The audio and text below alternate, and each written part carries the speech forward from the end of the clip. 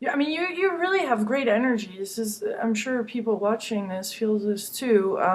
It's like you're walking, or it's like you're totally a spiritual human being. I mean, it's such a pleasure to be speaking with you today. Well, I'm happy for whatever you see. No, It's no, no, hard no. to I show. mean, because there is the old teachers, and you're part of the new generation, and I really love discovering that and sharing that with everybody because this is really Yeah, important. I think there's two things that I've tried to share or that I'm really committed to sharing in my work these days. And when I look at many of my mentors and teachers and even the spiritual teachers that I've read and looked up to, Mm, I think two things that I try to offer that I didn't receive as much from those, mm, I guess I'd say, that preceded me yeah. was one, the very human side, Hmm. which is that I didn't always get the stories from whether it was Krishnamurti or Deepak Chopra or Wayne Dyer. I mean, you know, I didn't always get the personal stories about, how were they dealing with their relationship struggles or what was going wrong with their lives. I usually would hear about it later, Yeah. once they fixed it and were kind of above it all. I'm always happy to share what's real for me. And then the other thing is that I realized that you can, it's not just a philosophy that you can be spiritual and inspired and connected and in this world. I mean, it's day-to-day work, and I Hmm. want to live my message because ultimately this, I guess, the second thing that I want to share is that an inspired life, that spirituality, it's an experience. It's Right. not just an idea. It's something that every human being has experienced, and they can bring that experience back in as they get more familiar with what exactly it means.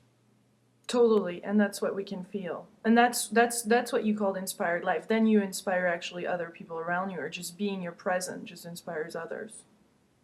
Yeah, absolutely. I think that a lot of people think of inspiration as something that happens to them Yeah, or comes from the outside in, and I really think inspiration is a choice. yeah, It's about the situations we put ourselves in, it's about the people we surround ourselves with. And when we're inspired, it means we are full of the spirit within us.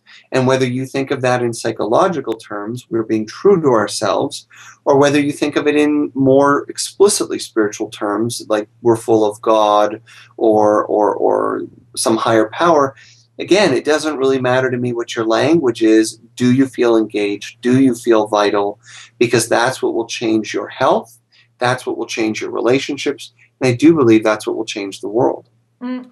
So you return to source. Yeah.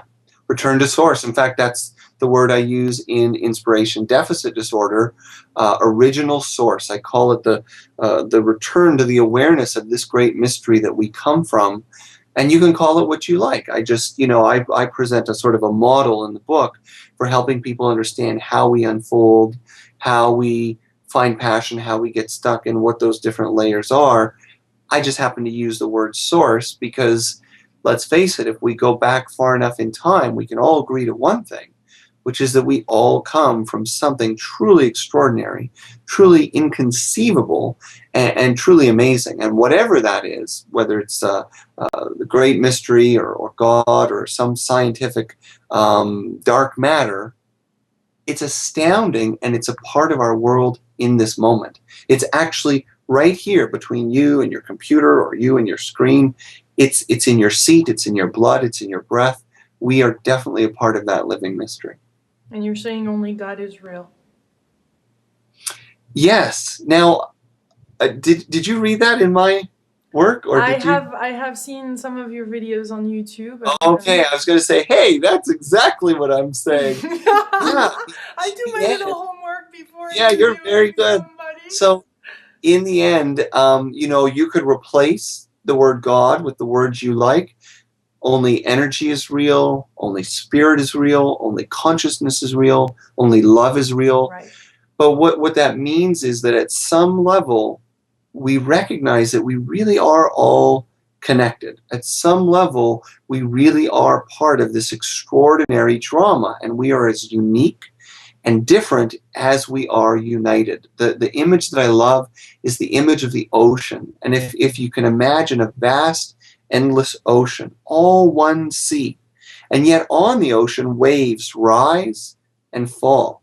And the struggle of the human experience is that we are those waves.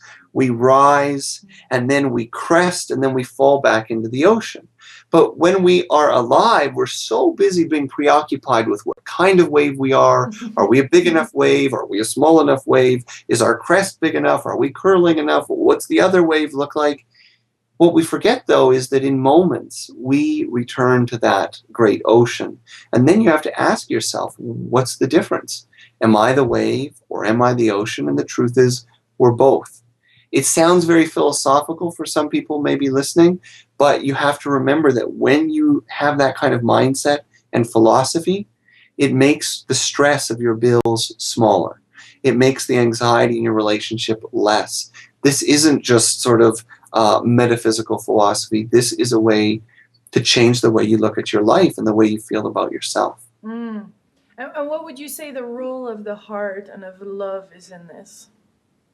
Well, this is a very interesting topic because I talk a lot about emotions in inspiration deficit disorder. And one thing I try to be very clear with people is that your emotions need to be felt. They want to be felt. If you want to heal any difficult emotion in your life, you need to experience it. So feel it to heal it, as one of my mentors used to say. But you don't make decisions from your emotional heart. So imagine we have two layers to the heart.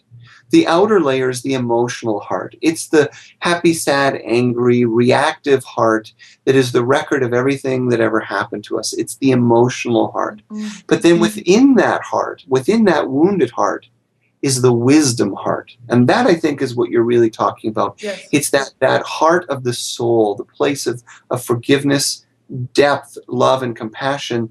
And that is the ultimate place from which to make decisions, to communicate, and certainly to relate to the world.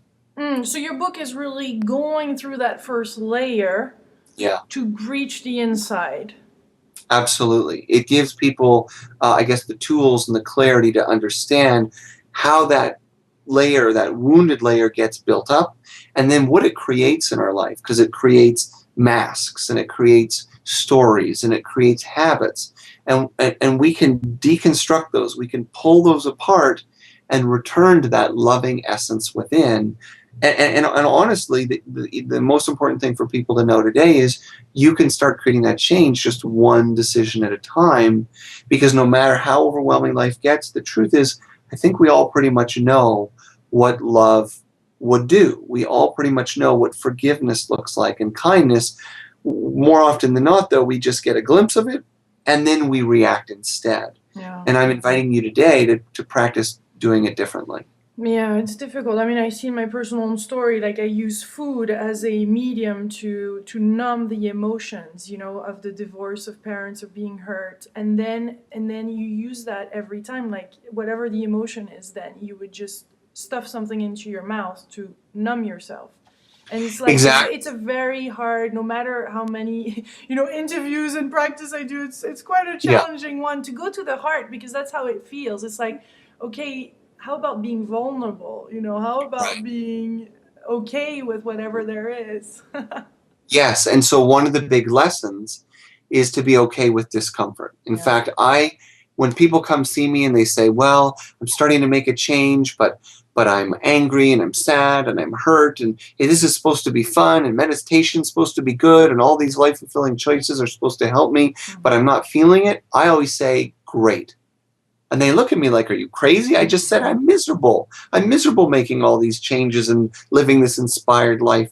And the reason why I say great is because what it means is you're starting to move through that wall. You're starting to move through all that old stuff. Mm-hmm. And the good news is if you just keep going, then it begins to dissipate over time. It has less strength and power over you. But what happens to most of us is we start to hit that wall, and instead of getting the guidance or support or the books or people that we need to go through it, we bounce back and we go to something that replaces the feeling. So then maybe it's being right, or maybe it's being busy, or maybe it's being a helper, or it's food, or it's alcohol, or relationships. So the more clear we become about those habits, the more we can interrupt the process and go through that difficult wall.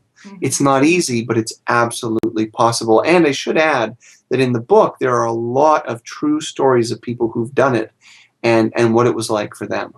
Those are important because this is Yeah. the way for us to relate to some practical and real stories. Well, it was such a pleasure to be speaking with you today. I really really enjoyed this, and I hope to meet you on the juicy tour that I'm starting soon in a few months, and starting from Arizona. So hopefully we'll get to Oh, meet in person and do a one-on-one interview in person. Yeah, because you have in your area too Dron Vallow that you probably know. oh yeah. Is Uh, he around here? he's in Sedona. Oh wow, not far. 4 hours from where I am in Tucson. Yeah, so And he's I one and I of the have to say, people I love. I love Dron Vallow. So yeah, amazing work, amazing work. But I do have to say to you and to everyone listening, this is my first official Skype interview, yes, and I loved it. I want to do more of this. This is very cool. those are a lot of fun. I'm probably the only one doing those officially on YouTube, Oh, but it's just like it's really such a great way to connect with people internationally or far away, long distance, and just enable this conversation to take place, you know, without yeah, any limit, because otherwise it can be quite difficult to meet in person. So yeah, it's a great way, and we get to connect. Like this is, yeah, you know, yeah. I felt I the love it. connection. Thank you. Great, thank you.